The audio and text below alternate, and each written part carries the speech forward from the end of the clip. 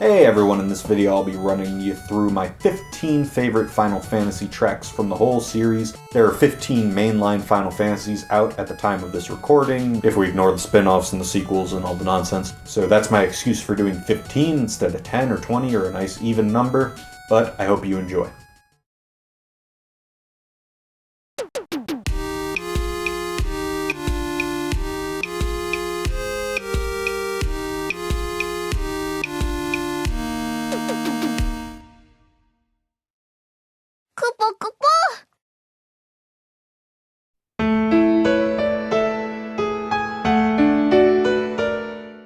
The Final Fantasy VIII track Ami is a friendship theme for Squall and company, and I think it does well in avoiding becoming too lovey-dovey and romantic. It's light, lyrical, and never gets too over-emotional, like platonic friendship.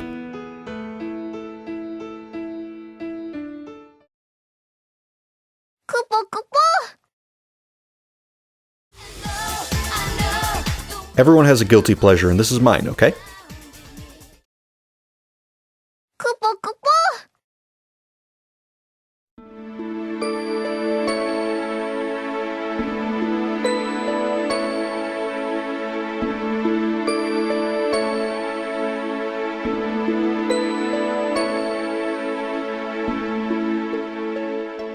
This is a great love theme from Final Fantasy VIII.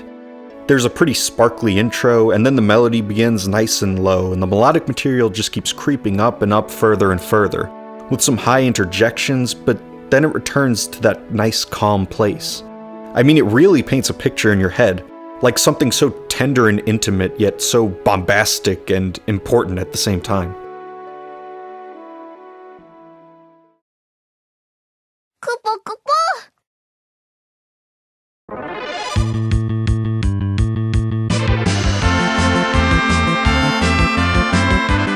I've always appreciated how this theme jumps right into frantic material. It gets you pumped up right away, you've got the flurry at the beginning, a quick bass intro, and then you're off. The melodic material doesn't really introduce itself before becoming more and more intense.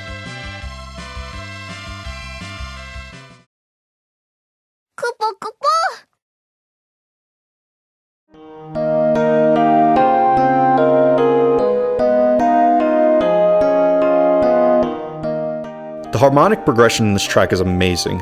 It goes headfirst into unexpected chords right at the outset, yet nothing sounds out of place at all. I don't fish, but if I did, it'd have to be during some beautiful sunset with this track on infinite loop.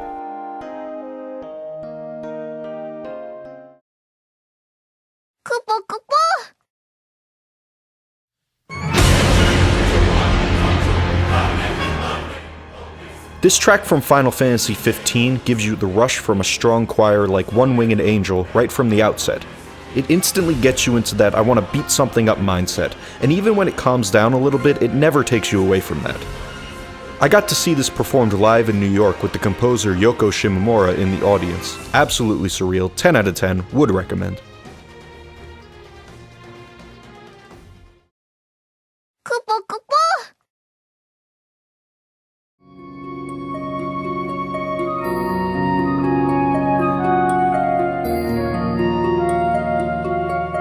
The tracks that Nobuo Uematsu, the main composer for the series, didn't write often fly under the radar of the fanbase. This is one of those criminally underrated tracks. There's some great orchestration work here. The hypnotizing harp allows the woodwind's room to constantly grow, a melody is introduced in one woodwind part, and then it's embellished, then more woodwinds join in, and right when it reaches the apex, strings join in and the harp changes up, and then a drum circle vibe is introduced. The really impressive thing to me is that all of this happens in 2 minutes, and by the end of it all, you might be amazed how smooth the progression was. The distinct sections all flow so well together.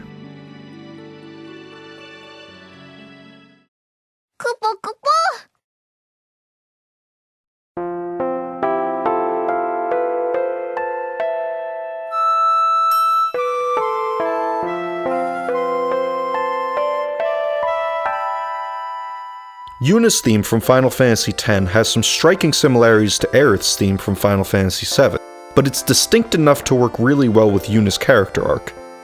It reflects both the tragedy of knowing she's gonna die, as well as the calmness of both the home she always knew and how she feels with the group. Aerith and Yuna are pretty similar characters when you think about it, but different enough, and the subtleties in this music indicate that well.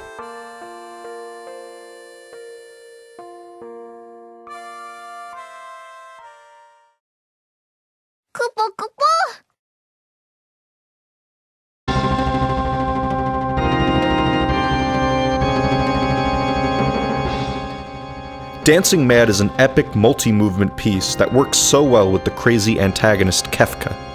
It's a total jam sesh that reflects Uematsu's popular music upbringing mixed in with his classical influences, featuring similarities to Bach's Toccata and Fugue in D minor. It's a tour de force of Uematsu's wide array of styles mixed into one, and the end result is something to be remembered.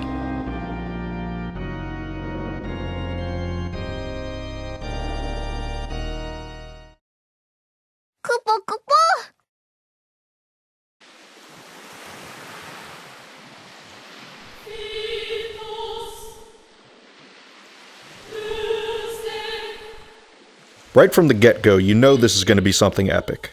Even though it's just chanting voices, you just know they're going to build up from that near-nothingness to that beat-something-up vibe that we talked about earlier. And oh, does it ever build up. There are all of these cool orchestral colors just blasting you throughout, but with the singing holding it all together like glue.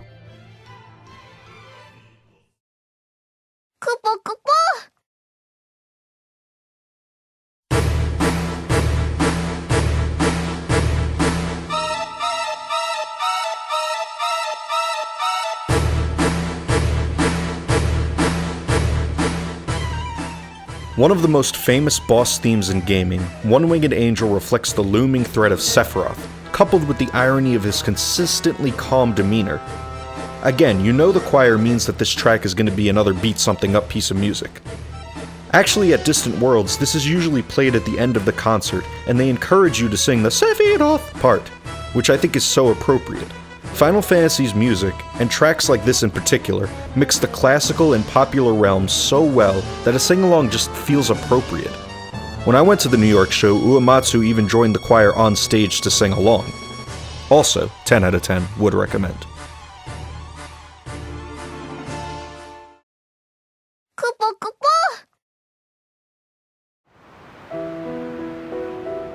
To Zanarkand accompanies the game's opening cinematic, and it goes with it perfectly. Mysterious but calm as everyone sits around a rocky area and Tidus, and yes, that's how you say that, tells you, "Listen to my story. This may be our last chance." And you have no idea what it means until you do. The piece is just active enough to provide substance while also being good background music for a story.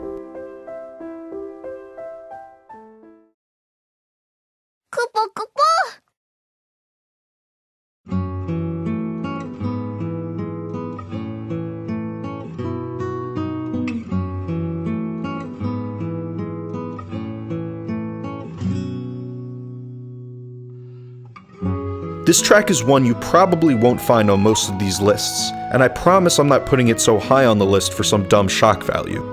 The 3 Final Fantasy XIII games get a lot of disdain from the community, but even the losers and haters love the music. And if you make it to the final game in the trilogy, you're treated to this beauty. The guitar lulls you into the nighttime, but there is enough forward momentum here to entice you to keep moving. The introductory woodwind melody perfectly captures the vast open plains, but the range is kept just in check enough to be a memorable singable melody. I love the 13 trilogy. I'll argue with anyone about that.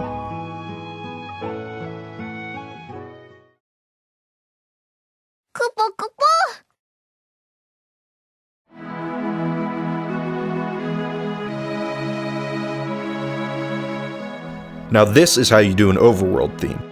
A lot of what I said about Sunset Path applies here as well, with the opening melodic material being memorable, but here things are a bit more epic and expansive and dense to work for the entire world map.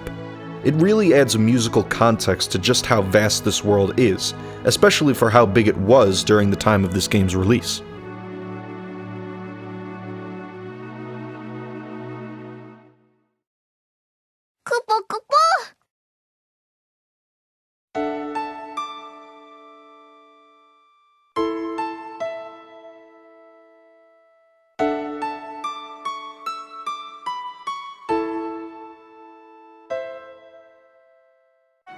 I often cite Final Fantasy music in general as one of the main reasons I compose music myself, but if I had to point to one track in particular, it would be this one.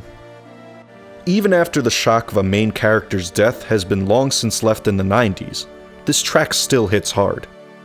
I have another video where I go into greater detail on this piece of music, but here I'll just quickly sum up why I think this piece hits me so hard.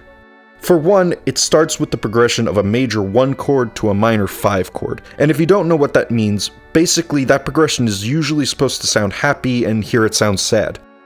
You never really hear this much in famous themes, and this constant build-up and tear-down, the ebb and flow of this track is unlike anything I've ever heard. The combination of peace and tragedy fascinates me so much, and I've never heard it done so well. To me, Aerith's theme represents a monumental moment in video game music history that I doubt will ever be replicated.